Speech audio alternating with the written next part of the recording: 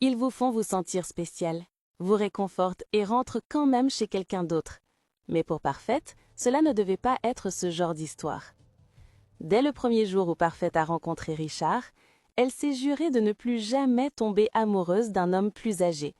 Elle venait de mettre fin à une relation de 2 ans avec un petit ami fauché qui lui avait fait croire que l'amour seul pouvait payer le loyer.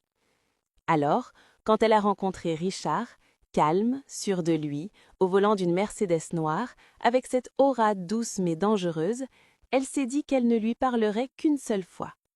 Mais une conversation s'est transformée en café, le café s'est transformé en dîner, le dîner s'est transformé en week-end dans son appartement de Banana Island. Peu de temps après, Blaise l'appelait Parfaite, le diminutif de Parfaite, et il l'appelait My Peace. Chaque soir, il venait directement après le travail, desserrait sa cravate, enlevait ses chaussures et soupirait. Enfin, un endroit où je peux respirer. Au début, Blaise ne comprenait pas ce qu'il voulait dire. Puis, un soir, alors qu'ils étaient allongés sur le canapé à regarder Netflix, il lui a avoué d'une voix fatiguée. « Mon mariage est mort depuis des années. Nous ne l'avons simplement pas encore officialisé. Je ne suis là que pour mes enfants. » Il lui a pris la main, lui a caressé doucement les doigts et lui a dit à voix basse « Viens voir, j'aurais aimé te rencontrer plus tôt. Ma femme, tu es tout ce que j'ai toujours souhaité. » Ces mots s'enfoncèrent dans sa poitrine comme un mélange de miel et de poison. À partir de ce jour, Blaise baissa complètement sa garde. Elle tomba éperdument amoureuse de lui. Et chaque fois qu'elle doutait de la situation, il avait un autre mensonge tout près, du genre qui semblait si crédible qu'il faisait taire ses doutes. « Elle ne dort même plus dans ma chambre. Tu es la seule femme qui me fait me sentir vivant. Sans les enfants, je l'aurais quitté depuis longtemps. Tu es ma paix, Blaise.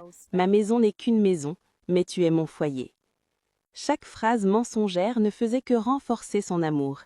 Il les prononçait avec une telle tristesse que Blaise se voyait comme son échappatoire, et non comme son erreur. Les mois passèrent. Blaise a commencé à laisser des vêtements chez elle. Il a même apporté sa brosse à dents.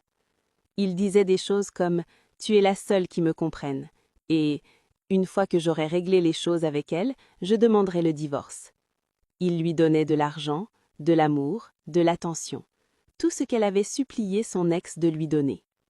Parfois, il voyageait pour affaires et l'appelait sur FaceTime depuis sa chambre d'hôtel en lui disant « Ton odeur me manque ». Trop maladroit, cela semblait réel. Le genre d'amour qui l'a poussé à poster des vidéos douces sur TikTok avec des légendes telles que « Parfois, tu rencontres quelqu'un qui te fait oublier tous ceux qui t'ont fait du mal. » Mais ce qu'elle ignorait, c'est que la vie de Blaise et tout ce qu'il lui avait raconté reposait sur des demi-vérités. Tout a basculé un samedi matin. Parfaite était dans sa cuisine, vêtue d'une chemise trop grande de Blaise, dansant pieds nus tout en préparant des pancakes. De la musique jouait sur son téléphone et l'odeur du sirop emplissait l'air. Puis, toc-toc. Elle baissa le volume. Elle n'attendait pas Blaise ce jour-là. Il avait dit qu'il était en déplacement pour une conférence à Port-Harcourt. Elle s'essuya les mains et se dirigea vers la porte. Quand elle l'ouvrit, son cœur s'arrêta. Devant elle se tenait une femme grande, élégante et calme, tenant un petit sac à main. Son regard était vif, mais pas méchant. Son rouge à lèvres était parfait. « Bonjour, » dit la femme. « Êtes-vous Parfaite ?» Parfaite cligna les yeux, perplexe. « Oui, c'est moi. En quoi puis-je vous aider ?»